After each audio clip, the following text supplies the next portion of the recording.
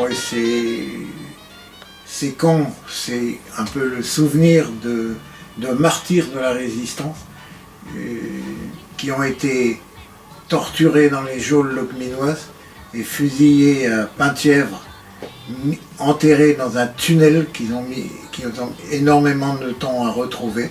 Donc ce sont des gens du maquis de Locminé, des jeunes, la plupart, qui ont été fusillés vers la forteresse de Penthièvre.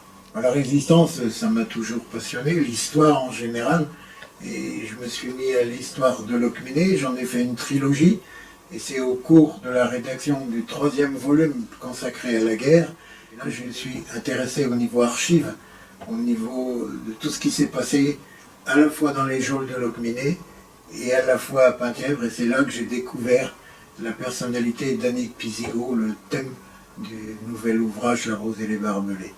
La passion d'histoire date de mon adolescence. J'ai eu la chance d'avoir un professeur d'histoire en terminale qui m'a vraiment passionné pour l'histoire. C'était un professeur extraordinaire, j'en ai encore le souvenir comme s'il était devant moi. Les études comptables m'ont donné une espèce de rigueur dont on a besoin pour écrire des livres historiques. J'étais conseiller municipal et le maire de l'époque tenait la ferme fruitière à Colpeau. Il m'avait demandé de faire un présentoir pour les bouteilles de cidre, sachant ma passion pour l'histoire. Donc j'ai eu l'idée d'un blason, qui est le blason actuel de la commune, un blason historique. J'ai recueilli tellement d'archives que le conseil m'a demandé, puisque tu as commencé, tu ne pourrais pas nous faire aller sur Colpeau. Pendant mes premières recherches, j'ai trouvé la personnalité de la princesse Bacciochi, qui a fondé le Colpeau. Ça m'a demandé 15 années d'écriture. On a fait des voyages en Italie, dans toute l'Europe, à Paris, aux Archives nationales. Et de là, j'ai écrit sur Colpeau avec des photos, Mousparac, Locminé, Logmaria Grandchamp, Localta. Donc c'était plutôt des monographies communales, mais toujours à base d'histoire.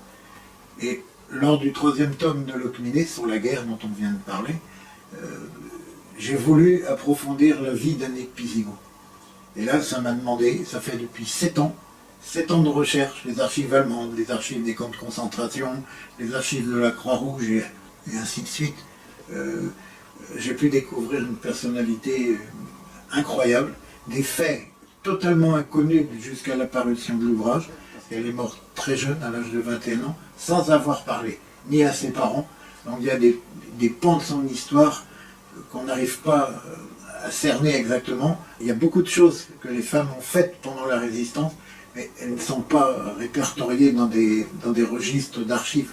C'était les témoignages verbaux. J'ai eu énormément, pour faire la rédaction de cet ouvrage, de témoignages oraux de gens tous disparus. Je serais incapable à l'heure actuelle de rédiger cet ouvrage. Dans le document, dans l'ouvrage, il y a près de 450 photographies. Donc les plus rares, disons, viennent de la Croix-Rouge suisse, la Croix-Rouge internationale, qui ont libéré les camps de Mauthausen, contrairement à ce qui est mis dans pratiquement toutes les archives, ce ne sont pas les Américains.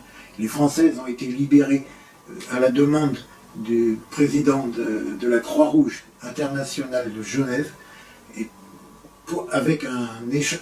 C'est Himmler, le collègue à Hitler, si on peut dire, qui voulait négocier avec les Alliés un genre de blanc-seing, mais en libérant des Françaises, ce qui a été fait en avril, alors que les Américains sont arrivés au mois de mai.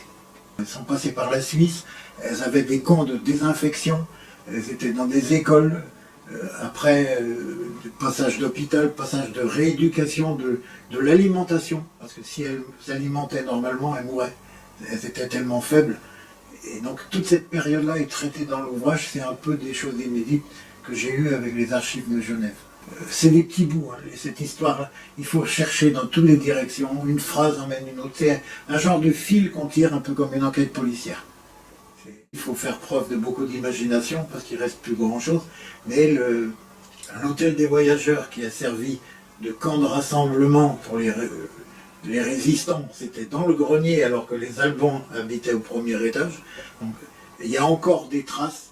Il y a la cache dans la cour où il y avait les écuries allemandes et il y avait une trappe sous le pas des chevaux qui servait à planquer les caisses de munitions, les armes et les metteurs d'Annick Pisigot. La dame conserve ça précieusement. Les gamins étaient très, très joyeux de pouvoir aller voir ça. Une fois qu'on parle des faits précis de la guerre, les enfants sont très très réceptifs. Il y a une école qui porte l'école Annick Pisigot, l'école où elle a fait toute sa scolarité, une maternelle et primaire. Et il y a un seul mur de séparation entre la cour de l'hôtel et l'école. L'école a servi de geôle aux Allemands. Et là, elle a été torturée dans ses propres geôles, à quoi une dizaine de mètres de sa maison.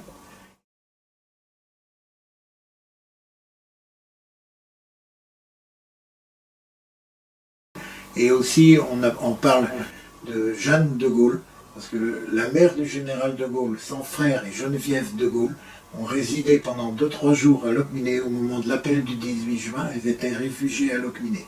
Donc on a rappelé le fait, et je pense, on est plusieurs à le penser, que c'est peut-être la venue de Geneviève de Gaulle, qui était âgée de 16 ans à l'époque, qui a peut-être donné la passion de la défense de la patrie à Annick Pisigot.